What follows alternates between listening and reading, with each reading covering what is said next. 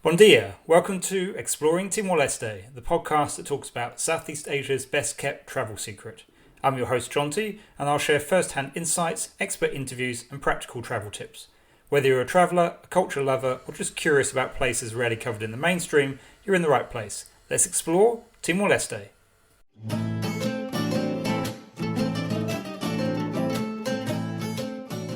This episode is a quiz about Timor-Leste. So I've got 20 questions to test your knowledge of the country, see how many you can get right. Question 1. When did Timor-Leste become an independent country? Answer: in 2002, following a transitional UN administration after the Indonesian withdrawal in 1999. Question 2. How many times has the Pope visited Timor-Leste? Answer: twice. Pope John Paul II visited in 1989 and Pope Francis in 2024. Question 3. Where can you fly to Timor-Leste from as of mid-2025? Answer: 4 places. You can fly from Bali in Indonesia, from Darwin in Australia, from Singapore or from Kuala Lumpur in Malaysia. Question 4. How many tourists visit Timor-Leste each year? Answer: about 25,000. In comparison, Bali gets well over 6 million visitors a year. Question 5. What are the main sources of income for Timor-Leste? Answer: oil and gas primarily. It is, according to the World Bank, the most oil and gas dependent economy in the world. In a distant second place are coffee, tourism, and remittances from Timorese living overseas. Question 6. What are 5 things that you can't do in Timor-Leste? Answer: number 1, you can't catch a train. Timor-Leste is one of only 27 countries in the world without a rail network, and unlike many, it has never had one. 2, golf. There are no golf courses in the country, putting it amongst only 37 countries in the world that don't have any golf courses. There is, however, a driving range, Topgolf, in Dili. 3, skiing, as there is no snow. Despite the highest point being close to 3,000 metres above sea level, Timor-Leste is too close to the equator for snow. 4, Timor-Leste doesn't have any formal botanic gardens, but there is plenty of beautiful and lush greenery throughout the country, particularly during the wet season. And 5, you can't visit a UNESCO World Heritage Site, as there aren't any in Timor-Leste currently, but they have taken the first steps to prepare a bid for the Nino-Cones Santana National Park to be declared one. That's to the east of the country, including Lautem and Jacko Island. Question 7. What is the average sea temperature?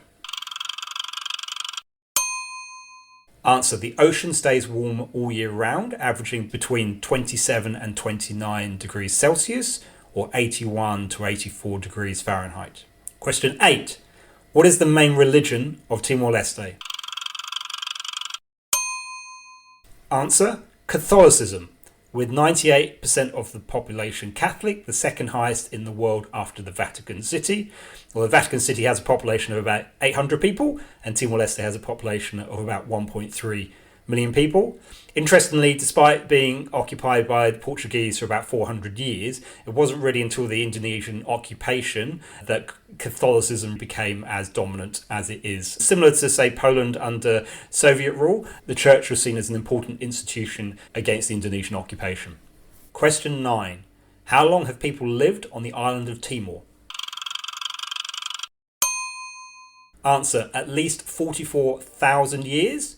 And they found over 30 rock art sites in the Nino-Cones Santana National Park in Lautem, dated back many tens of thousands of years. Question 10. How many public holidays does Timor-Leste have? Answer: at least 18, although some fall on weekends. And they also have things called tolerance days, which are effectively ad hoc holidays recognised by government departments, sometimes announced the day before they take place. They tend to line up with public holidays to allow people to travel to get to the municipalities, the regions for the holiday itself. Question 11. Should you bring anti-malarials to Timor? Answer: probably not. The only areas with reported cases are those next to West Timor, so that's Akusi, Bobanara and Kovalima, and they're still very low risk, and they're not the places that lots of tourists tend to visit. So you do need to be careful though for other mosquito-borne diseases like dengue fever and chikungunya, but you can probably leave your antimalarials at home. Question 12. How do you say hello in Teton, the local language? Answer. You can say either bon dia, boa tarde, or boa noite, which depends on the time of day. So you can't just say hello. It's very time specific. Bon dia is good morning, which is before 11:30 a.m. Boa tarde is the afternoon, which starts at around 11:30 and finishes around 6 p.m. And then boa noite is in the evening. Obviously, that's influenced by the Portuguese language as well. Question 13. How many languages are spoken in Timor-Leste? Answer. At least 30, although the two official languages are Teton and Portuguese, and Bahasa Indonesian is widely spoken, followed by English. And then there are many local dialects out in the regions. Question 14. How do you address a Timorese? Answer. Typically for your peers, you will use the phrase maun or mana.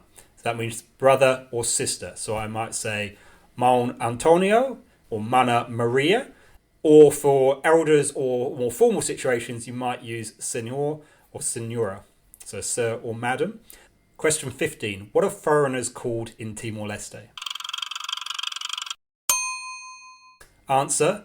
Malay. And that is a term you will hear frequently as a visitor, particularly from kids, especially if you're visiting a more remote area. If they see you, they'll get screaming out, Malay, Malay. It's quite an unusual kind of sighting. So the origins of the word date back to, they believe, Malaysian traders from kind of 16th century. But these days, Malay is used to refer to non-Timorese. Question 16. What is the highest point in Timor-Leste? Answer, Mount Ramalau.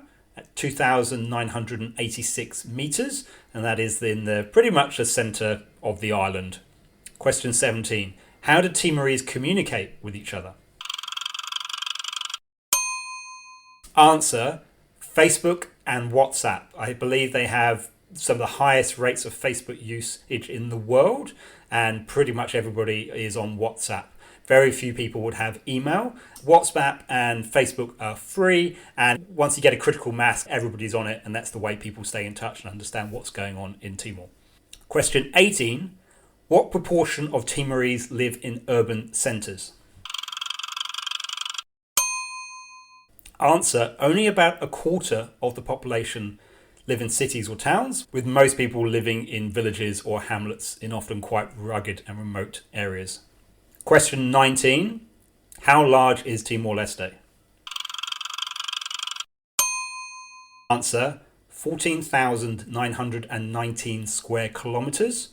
This is comparable in size to 1/5 of the island of Tasmania in Australia, or it's a similar size to Hawke's Bay, a region of New Zealand, similar size to the state of Connecticut in America, or similar size to the British county of Yorkshire. Last question, question 20. How many crocodiles live in Timor-Leste? Answer, the estimates are between 3,000 and 4,000 saltwater crocodiles, which is probably a tenth of the number that live in Australia, as these are saltwater crocodiles who need to lay their eggs in fresh water. And there's actually surprisingly few areas of fresh water in Timor-Leste. There are some lakes, far fewer than you'd expect to see. There's primarily estuaries and creeks, particularly on the south coast. That's where most of the crocodiles live. They are quite niche questions and niche answers, but hopefully that's given you a bit of an insight for some unusual facts about this beautiful country of Timor-Leste. Thank you so much for listening to Exploring Timor-Leste. If you've enjoyed today's episode, please consider leaving a rating or a review. It really helps more people discover the show. If you have any questions or feedback, I'd love to hear from you. Drop me an email at exploringtimorleste@gmail.com. Until next time, obrigado.